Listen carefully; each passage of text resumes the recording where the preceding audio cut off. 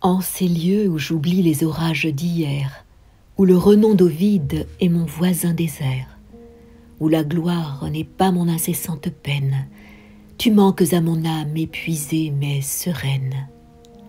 Sous leurs conventions lassée d'être contraint, j'ai pu facilement oublier ces festins, où l'esprit magnifique étincelle sans âme, et fige en loi glacée la vérité de flamme. Laissant le cœur bruyant des jeunes insensés, dans mon paisible exil, je m'en suis bien passé.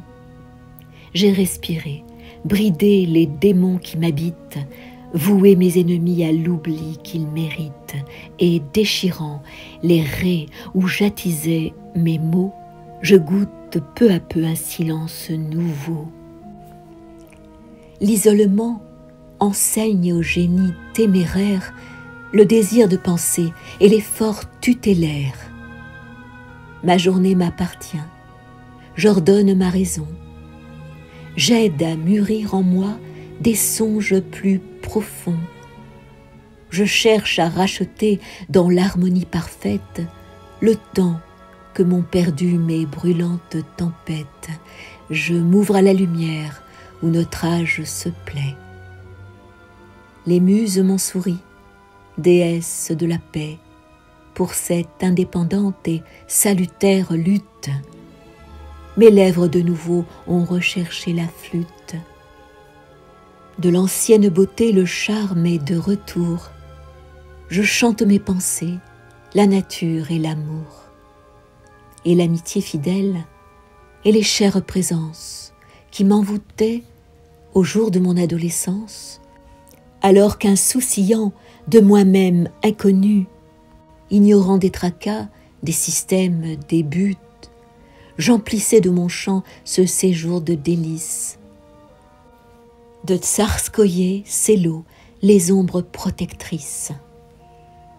Hélas, loin du confort de l'amitié, mes yeux d'un impassible sud voient l'azur radieux. La muse patiente et l'attentive étude, sans mon unique ami, ne sont que solitude. Tu vis mon âme naître et sus l'apprécier. Ô mon fidèle ami, à toi sont dédiés mes jours que le destin voulut sitôt soumettre, et mes sens indomptés que tu sauvas peut-être. Tu connaissais mon cœur et mes afflictions, tu me vis agité du feu des passions, gémir secrètement, lassé, sans espérance. Aveugle, je courais vers la pure béance, quand ton bras me retint dans un dernier sursaut. Tu fus de ton ami l'espoir et le repos. Mon âme dénudée par ton regard sévère attendait tes conseils et ta juste colère. Ton zèle m'obligeait à n'aimer que l'honneur. La patience fière illuminait mon cœur. Déjà, la calomnie laissait ma vie sereine. J'apprenais le mépris en apprenant la haine.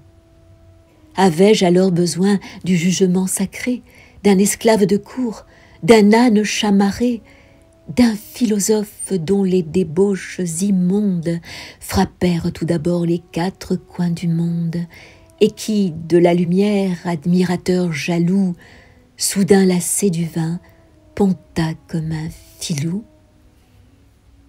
L'orateur, le boueux, toujours plus anonyme, m'envoyait sans danger ses aboiements infimes.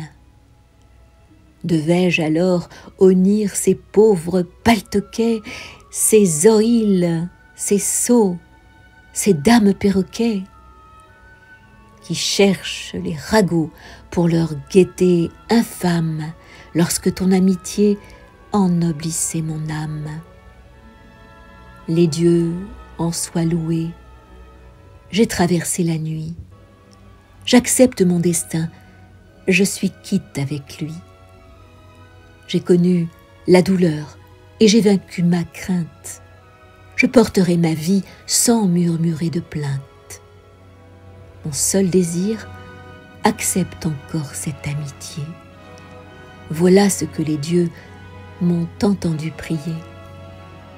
L'instant de nous revoir, saurais-je enfin l'attendre?